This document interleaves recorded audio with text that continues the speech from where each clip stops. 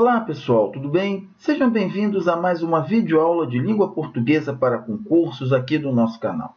A videoaula de hoje vai ser dedicada à resolução de questões da banca Fundação Carlos Chagas, a respeitada e temida FCC. Okay? A nossa ideia aqui é fazer com que você, em qualquer lugar do Brasil, possa acompanhar a resolução dessas questões, caso você vá fazer algum concurso organizado pela FCC. A FCC organiza concursos nacionalmente, então, seja lá onde você estiver no Brasil, você vai poder prestar um concurso organizado por essa banca.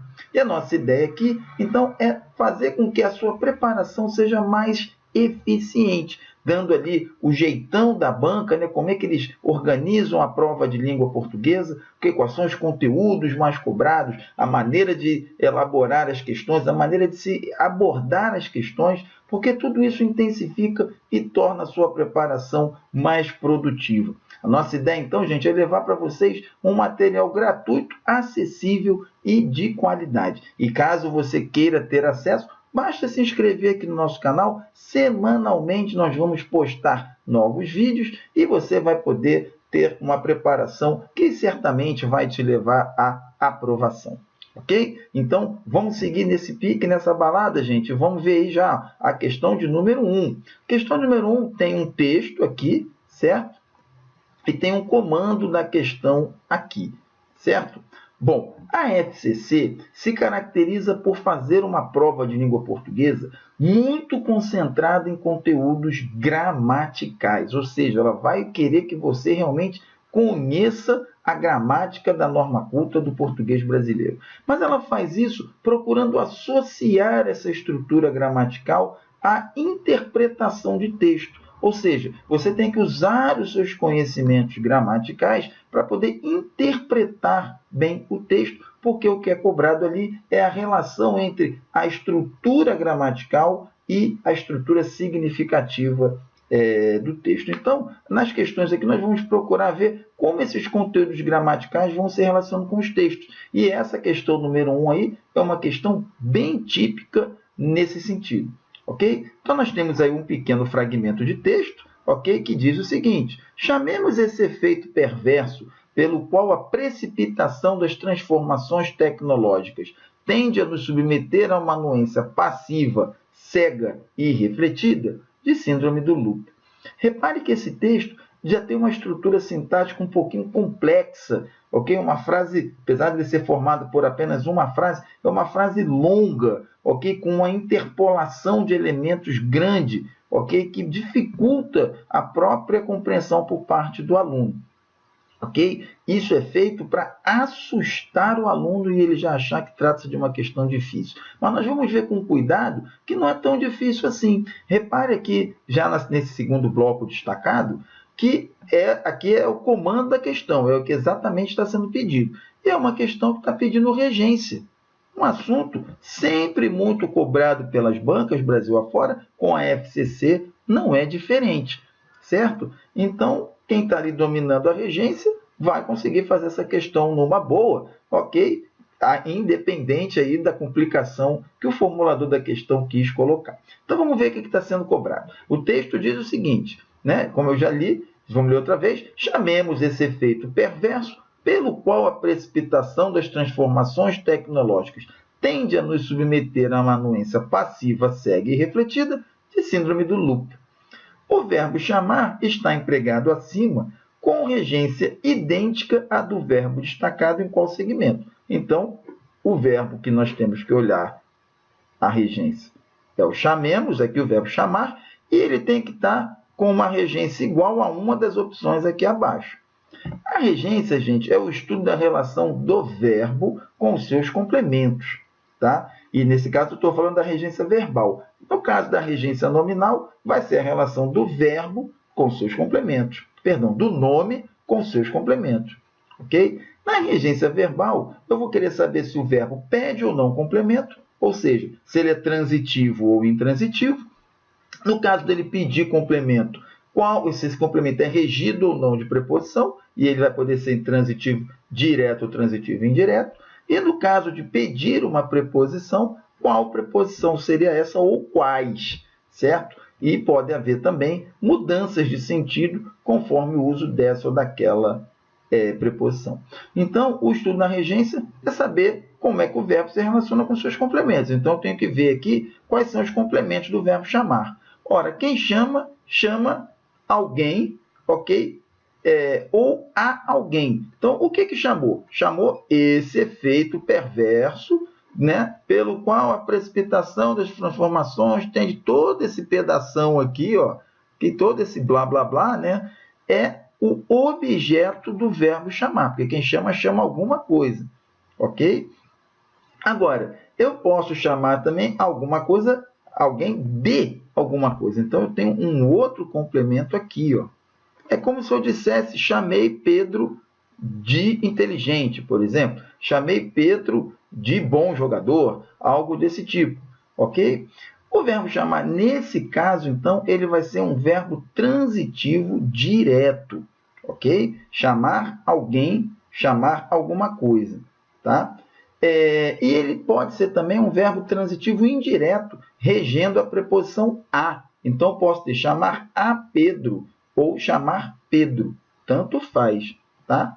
E esse elemento regido de preposição aqui, ele não é bem um complemento do verbo, mas sim um predicativo, né, do objeto no caso. No caso aqui, ele está se referindo a esse efeito perverso, ok? Então, o verbo chamar aqui ele é transitivo direto com um complemento, com um objeto, com um predicativo do objeto regido pela preposição de, certo? Onde isso está ocorrendo aqui, pessoal? Isso vai estar ocorrendo justamente no item C.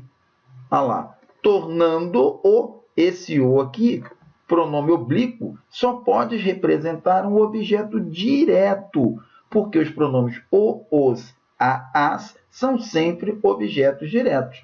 Caso tivesse sido usado o pronome lhe ou o pronome lhes, aí você teria um caso de pronome objeto indireto. Mas aí, para usar o lhe e o lhes, deveria aparecer aqui, ó, o a, e ele não está, certo? Se fosse chamemos a esse efeito, aí você deveria ter o lhe aqui. Mas como não tem esse a, eu tenho que usar o pronome o. E o truque da questão foi trocar todo o objeto direto aqui, enorme, por um simples pronome para confundir o aluno. Ok? E onde é que está o predicativo? Aqui eu tenho um predicativo, regido pelo de. Aqui, com o verbo tornar, os predicativos estão aqui, ó. Repare que o predicativo é uma função sintática que indica um estado, uma qualidade, uma característica do termo a que ele se refere. Então, imprevisível, resistível e incompreensível estão se referindo ao o aqui, ó, a esse pronomezinho.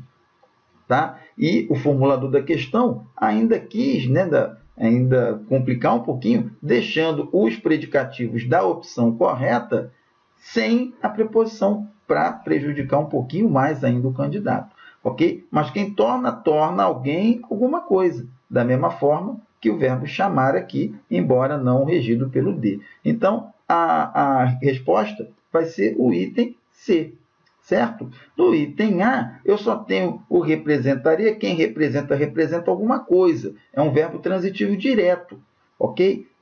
Ainda que você pudesse considerar o chamar igual a que o representar como ambos transitivos diretos, faltou aqui o predicativo do objeto para o verbo representar. Ok? Então, eu não posso dizer que o verbo tem a mesma regência, o verbo representar. Ok? A mesma coisa aqui com o da, ok? Em que ele também é transitivo direto, mas aqui está o objeto dele e não tem um predicativo. Ok? O reconfigurar, quem reconfigura alguma coisa, e aí eu também teria um verbo transitivo direto, e o passar não. O passar, ele é um verbo aqui, no caso, intransitivo. Ok, gente? Então, reparem que é um assunto simples, ok? Mas que a banca deu um jeito ali de deixar uma aparência de difícil. Ok? Então, questão número 1, letra C, resposta correta. Na questão de número 2, temos o seguinte: mantendo-se o sentido e a correção da frase, o segmento grifado pode ser corretamente substituído pelo que se encontra entre parênteses em qual das opções. Então, eu tenho que trocar o que está grifado, né? Vou botar aqui o grifo, certo? Trocar o que está grifado pelo que vem a seguir, tá? Essa etapa da vida é propícia à satisfação pessoal, poderia ser trocado por assegura a satisfação pessoal, ok? O propício é aquilo que é favorável, aquilo que torna possível acontecer, ok? E nesse caso, então, é sinônimo, né, parecido o significado com o assegurar, que é o de garantir, ok? Então, podemos considerar a resposta letra A. Poxa, mas o propício é igual assim ao assegurar? Não, nem tanto, né? Mas eu tenho que olhar também, não apenas o sentido, mas também a correção. E aí, olhando as outras opções, essa questão da correção é que vai se destacar. Repare que aqui, ó, mitigar a ruína, a presença da crase não combina com o verbo mitigar, porque quem mitiga, mitiga alguma coisa. O verbo é transitivo direto. Mitigar significa diminuir os efeitos, aliviar, ok? Diminuir. Ok? E ele é um verbo transitivo direto, logo não poderia ter a preposição aqui. Ok? No item C, o verbo ensejar não rege a preposição a. O ensejar é sinal de favorecer, certo? Mas ele é transitivo direto. No item D, uma atitude mais tolerante em relação às idades poderia ser trocado por que no que tange as faixas etárias, até poderia, desde que tivesse um acento grave aqui de crase, porque a expressão é tanger a, ok? Com preposição. E no item E, a invenção da terceira idade indicaria, assim, uma experiência inusitada, né? E aí indicaria, assim, a insólita com crase? Não, porque quem indica alguma coisa. O verbo é transitivo direto. Então, gente, a primeira questão aqui, pela questão do sentido, talvez você pudesse até ficar um pouco na dúvida, né? Propício como sinônimo de assegurar. Pô, professor, não é tão correto, não é tão sinônimo assim, mas todas as outras não têm a correção que está sendo exigida aqui pela questão. Então, eu tenho que ir pelo sentido assemelhado. E aí, resposta no item A. Na questão de número 3, temos o seguinte: ocorre a transposição correta da voz ativa para passiva, preservando-se a concordância adequada em qual segmento? Ok? Então, vou ter lá 3 orações e tenho que ver onde se transpôs corretamente a ativa para a passiva. Ok? Então, temos lá, em vez de contemplar à distância grupos, classes ou segmentos, em vez de ser contemplado à distância por grupos e por sentimentos. A distância por grupos e por sentimentos. Já tem um problema com a concordância, né, gente? Porque contemplada à distância. O contemplado teria de concordar aqui. Ok? Certo? E o sentido também ficou um pouco diferente, né? Porque aqui tinha que ser a distância ser contemplada, certo? E essa mudança na concordância aí deixou a frase um pouco canhestra. Então, a número 1 aqui está errada. Na 2, para conhecer a história de cada um, para se conhecer a história de cada um, repare que só a colocação do se aqui, junto a um verbo transitivo direto, deixou a frase na voz passiva sintética, ok? Esse se aqui passa a ser uma partícula apassivadora. Não é muito comum questões pedirem transposição da ativa para a passiva sintética. O que normalmente se cobra é da ativa para a passiva analítica, com o verbo ser. Tá? Mas aqui, como usou-se uma partícula apassivadora, a frase também foi para passiva. Então, aqui eu tenho que considerar correto, já que o conhecer é um verbo transitivo direto, e verbo transitivo direto seguido da partícula ser fica na voz passiva sintética. E na questão número 3, temos fixa a câmera, abre os olhos e ouvidos. eu teria a câmera é fixada, os olhos e ouvidos são abertos. Sim, correto, né? O verbo está no presente, por isso o verbo principal fica no particípio e o verbo ser fica no presente, combinando com os verbos da oração original. Logo, aqui vai estar correto também. Essa transposição da ativa para a passiva é muito importante olhar o tempo do verbo da oração que vai sofrer a transformação. Repare que aqui, então, o verbo está no presente, logo, o verbo ser tem que ir ao presente também. Ok? O abrir está no presente, o verbo ser vai para o presente também. Ok? E o verbo principal, o verbo daqui, vai para o particípio, ok? E, como está sendo usado o verbo ser, tem que ir para o particípio irregular, caso haja, que não podia ser abrido, por exemplo. Ok? Então, essa é a primeira coisa que temos que olhar aí. Temos que olhar também o movimento do sujeito do objeto. O sujeito na voz ativa vira agente da passiva na voz passiva. Ok? Então, gente, é por essa razão também que o item 1 aqui está errado. Tá? Porque o que acontece? O objeto do verbo contemplar aqui é grupos, classes ou segmentos. Ele, então, deveria virar sujeito na voz passiva. E aqui ele virou agente da passiva, tá? Equivocado. Ok? Então, olhando aqui, só a 2 e a 3 estão corretas, logo a resposta item é. Ok? Questão 4. Mesmo que o homem não seja a causa básica do aquecimento, o verbo flexionado dos mesmos tempo e modo em que se encontra o grifado na frase acima, onde vai ser, olha, qual é o tempo e modo aqui do seja? O seja é o presente do subjuntivo, pessoal. Ok? Vou marcar aqui, ó, presente do subjuntivo. Qual dos verbos aqui está no presente subjuntivo? O estava é pretérito imperfeito do indicativo. Ok? O vem é presente do indicativo.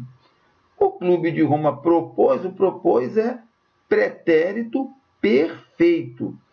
O haja é o subjuntivo, presente subjuntivo do verbo haver. Que eu haja, que tu hajas, que ele haja, que nós hajamos, ok? E por aí vai. Ok? Então, resposta da 4, letra D. Certo? E, por fim, na questão de número 5, mas também resistir a ideias de frear o consumo. Estará correto o emprego do sinal indicativo de crase se o segmento grifado acima for substituído por... Ora, se eu uso a letra A, fica errado, porque não há crase diante de verbos. Se eu uso o item B, está errado também, porque não há crase quando o nome a seguir está no plural e eu só tenho a preposição aqui, certo? Se tivesse um Szinho aqui, a crase estaria correta, ok? No item C, eu tenho a palavra feminina proposta, ok? E o verbo resistir rege a preposição a. Ora, da junção da preposição com o artigo, surge a crase. Logo, resposta ao item C. Não pode haver crase diante de indefinidos, ok? E o item E é a mesma explicação do item B. Não pode haver crase diante de palavras no plural, estando a preposição sozinha aqui sem o S. Ok? Então, crase é um assunto também para lá de frequente, ok? E deu para ver que não é tão difícil assim. A gente para por aqui a videoaula de hoje, pessoal. A gente espera que essas 5 questões FCC, escolhidas de acordo com o nível de dificuldade alto, ok? Tenham ajudado vocês a compreender melhor como essa banca organiza as questões de língua portuguesa. Em caso de dúvida, não deixe de entrar em contato com a gente, postando a sua dúvida aqui no canal. Teremos todo o prazer do mundo em responder e em ajudar a vocês. Se quiserem continuar seguindo as nossas videoaulas, se inscrevam aqui no canal, ok? E vão ficar sabendo das nossas constantes atualizações, ok? Se tiver algumas questões FCC que vocês queiram ver comentadas aqui, não hesitem em mandar para a gente, porque nós faremos o comentário para você. Ok? Se o nosso trabalho tem sido útil para vocês, gente, não deixe de dar o seu apoio, visite o site Apoia-se, ok? E deixe lá a sua contribuição, né? E nós teremos prazer em presenteá-los com alguns brindes que certamente vão ajudar vocês na preparação. Ok? Eu me despeço por aqui e espero ver vocês na próxima videoaula, pessoal. Um abração e até lá!